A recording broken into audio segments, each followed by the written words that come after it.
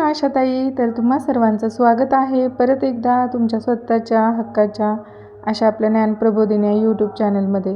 तर मैत्रिणींनो, हा जो काही मार्च 2026 चालू आहे, तर या महिन्यामध्ये जे काही आपण त्रैमासिक माता बैठकी घेतो, तर या त्रैमासिक माता बैठकीचं जे काही वाउचर बनवतो, तर त्या वाउचरला आपल्याला या अगोदरच्या महिन्यांमध्ये या अगोदरचे जे 2 महिने आहेत, म्हणजे जानेवारी फेब्रुवारी आणि या मार्च महिन्यातील बैठकी, अशा एकूण 9 बैठकींचं प्रोसिडिंग जोडावं लागतं. तर त्यासाठी तुम्हाला हा आपला ज्ञानप्रबोधिनी या यूट्यूब चॅनल मदत करणार आहे. तर मी या महिन्यामध्ये 9ही माता बैठकी बॅक टू बॅक तुमच्यासाठी घेऊन येणार आहे. परंतु यासाठी तुम्हाला एक काम करणं अतिशय महत्त्वाचं आहे की तुमच्या जेवढा पण समजा एखाद्या PSCच्या आशाताईपर्यंत हा व्हिडिओ पोहोचला, तर तुम्ही तुमच्या निदान 4 ते 5 मैत्रिणींपर्यंत तरी या चॅनलची लिंक नक्की पोहोचवा आणि आपल्या चॅनलला नक्की सबस्क्राईब करायला सांगा. कारण की या चॅनलवरती तुम्हाला उपयुक्त आणि तुमच्या काम करताना मार्गदर्शकपर व्हिडिओ येत राहणार आहेत व याचा तुम्हाला काम करताना नक्कीच फायदा होणार आहे. चला तर मग जराही वेळ न घालवता सुरू करू आपण आपला आजचा व्हिडिओ. तर बघा, प्राथमिक आरोग्य केंद्र, तर या ठिकाणी तुमच्या प्राथमिक आरोग्य केंद्राचं नाव तुम्ही टाकू शकता. त्यानंतर उपकेंद्र, तालुका आणि जिल्हा.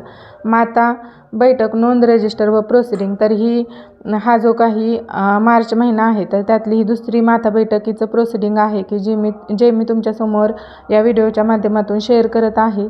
तर विषय बघा, सुरुवातीला आपण विषय लिहून घ्यायचा आहे. तर विषय अतिशय महत्त्वाचा निवडलेला आहे, स्तनाचा कर्करोग, त्यालाच आपण ब्रेस्ट कॅन्सर असं देखील म्हणतो. तर त्याविषयी जनजागृती हा या माता बैठकीचा विषय असणार आहे. तर लक्षणे बघा, स्तनात गाठ येणे, स्तनामध्ये किंवा काखेत कडक किंवा वेदनारहित गाठ जाणवणे, आकारात बदल, एका स्तनापेक्षा दुसऱ्या स्तनाचा आकार अचानक मोठा किंवा वेगळा होणे, त्वचेत बदल, स्तनावरील त्वचा लाल होणे, खाज येणे किंवा संत्र्याच्या सालासारखे खडबडीत होणे, स्तनाग्रातून स्राव, स्तनाग्रातून पाणी मिश्रित पू किंवा रक्त मिश्रित द्रव बाहेर येणे, स्तनाग्र आत वळणे, स्तनाग्र अचानक आतल्या बाजूला ओढले जाणे. तर ही सर्व जी काही लक्षणे आहेत, तर ते आपण ज्या काही आपल्या भागातील ज्या माता ANC किंवा PNC माता असतील किंवा इतर महिला देखील असतील, 30 ते 40 वयोगटातील किंवा 45 वयोगटातील, 18 वर्षापेक्षा ज्या काही मोठ्या म्हणजे जास्त वयाच्या महिला वगैरे असतील, तर त्यांना देखील तुम्ही या बैठकीसाठी बोलवू शकता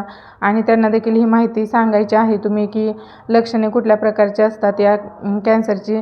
तर त्यानंतर बघा, यावरती प्रतिबंधात्मक उपाययोजना किंवा प्रिव्हेन्शन कशाप्रकारे करायचं.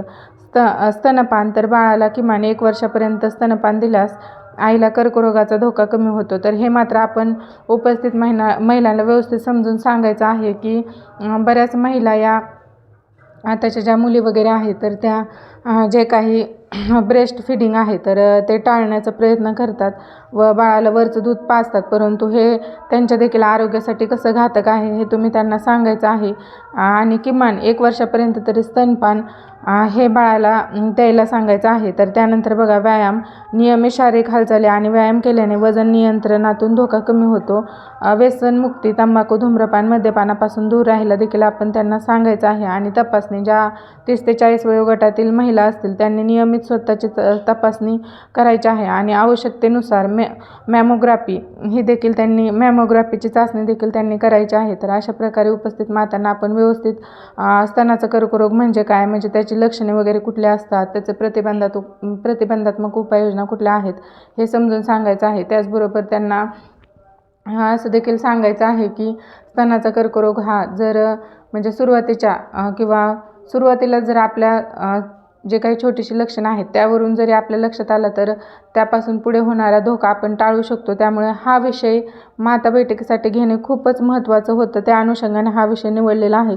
तर त्यानंतर आपण आपल्या भागातील एकूण ज्या गरोदर माता असतील किंवा स्तनदा माता असतील त्यांची संख्या आणि प्रत्यक्षात उपस्थित किती माता होत्या त्यांची संख्या इथं लिहायची आहे.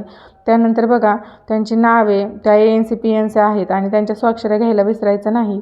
तर हा व्हिडिओ जर तुम्हाला आवडला तर व्हिडिओला लाईक करायला विसरू नका. धन्यवाद ताई.